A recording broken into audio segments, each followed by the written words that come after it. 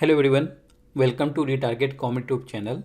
I am Amod and this is the second video as part of end-to-end Race SEO Framework YouTube playlist. In the last video, I have already explained the points to be considered before developing a framework. In this video, we'll use those points to draw a path to develop our framework.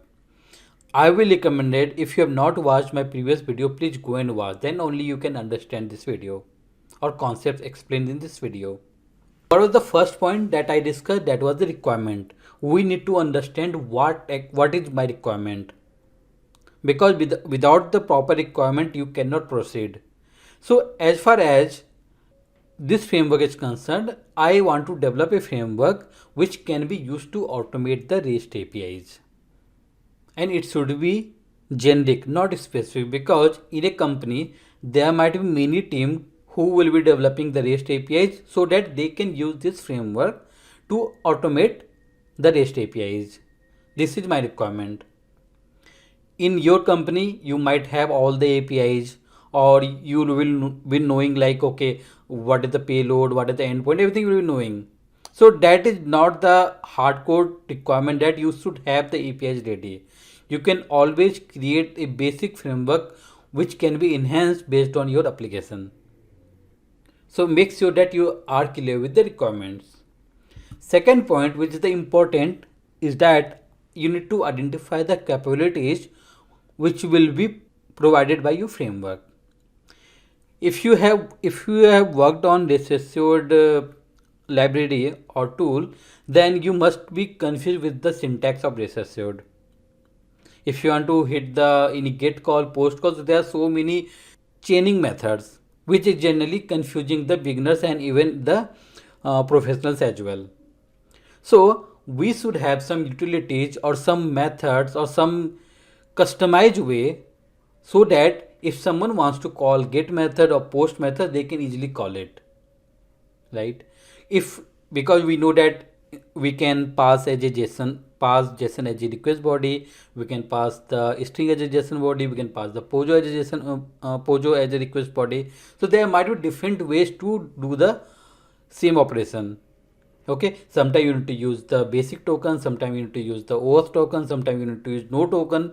Everything is possible, right? So we should have some utilities which will give this flexibility. Okay, if your scenario is this, use this method, like that, ready-made things as a customized REST assured or REST utilities.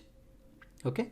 Second thing, obviously nowadays REST APIs are generally use JSON. So we should have some utilities which can help you to read or write or edit or put some assertion as well. Suppose if you want to assert some value in a JSON response, you should able to have some method.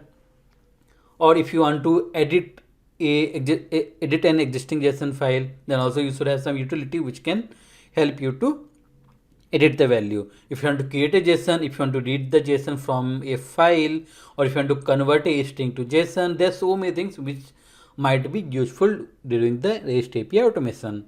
So we should provide those capabilities. Third point, customize assertions. Again, like if you want to verify the status code, if you want to verify some any specific value, or if you want to verify the response type, whether it is a JSON array or JSON object, if you want to verify some header values, if you want to verify some cookie setup or anything, right? So those assertions you can have, so that anyone wants to perform those actions, they can call your methods. There's no need to know all the internal concept or internal working of REST assured. They don't need to worry, okay, how to get the response header, how to get the request header, or how to get the request body, how to get the response body. Our utilities should help them to get all those information, or they should be able to just use as per their need. Reporting, again, important part. As far as REST API is concerned, so as part of your reporting, it should contain what is the endpoint, which method you have called, what was the request payload, request headers, then again the status code, response body, the response headers, what are things you are going to verify. Those kind of information looks good in reporting. Okay.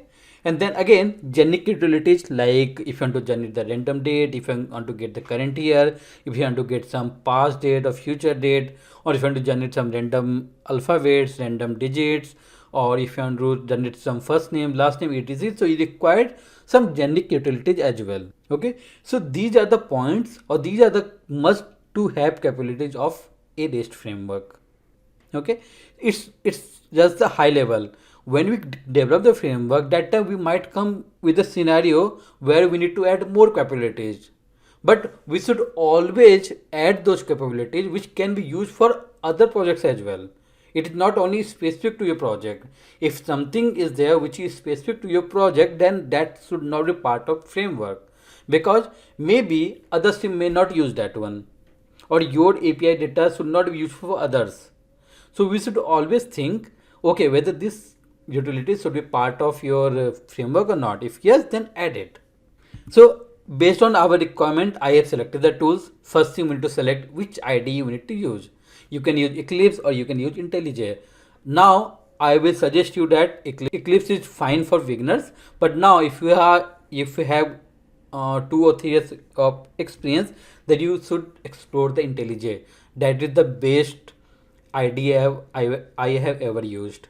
Second thing, programming language. You can go for any programming language, but as far as this playlist is concerned, I am going to use Java. So if I have selected the programming language Java, then I need to use the Java REST API automation tool, which will be REST assured.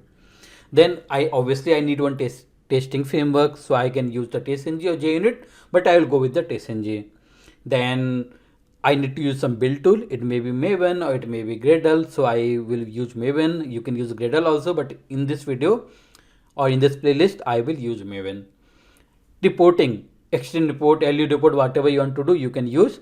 For as of now, I will use the extend report, and maybe in future I can extend with the LU report as well. JSON parser, because we are going to pass many JSON requests and JSON response, and we need to have some ways to manipulate them. If you want to extract the value, if you want to create a JSON, everything, I'm going to use both libraries, JSON and Google JSON. I will show that why it is useful to use both. Then obviously we need so many supporting libraries as well, like Java Faker. Not aware of this tool, then I can say you that it is just to use to generate some random valid data. If you want to generate some first name, last name, or address, that is making sense, means that is not a fake address. Okay, so for those type of data you can use the Java Faker APIs. Then we need Lombok if you want to create the Pojo. So instead of using some boilerplate code, we can use Lombok, and there are other usage as well, which I will cover in this playlist. Then Apache Common Lang, this again can be used to generate some random alphabets, etc. and all. So these are just the high level, and as soon as we proceed in this playlist, I will be keep adding some different libraries as well, and I will keep enhancing my framework. It doesn't mean that whatever I write in beginning, that will be the final. We need to keep enhancing, and I will try to make it as simple as possible. I will start with the basic, then I will just modify the code so that you can understand, okay, from where I started and from where I am landing. Okay, so that's all in this introduction videos, and from next video I would like to jump to IntelliJ. If you really like my videos, please like, comment, subscribe and share with others. Thank you everyone.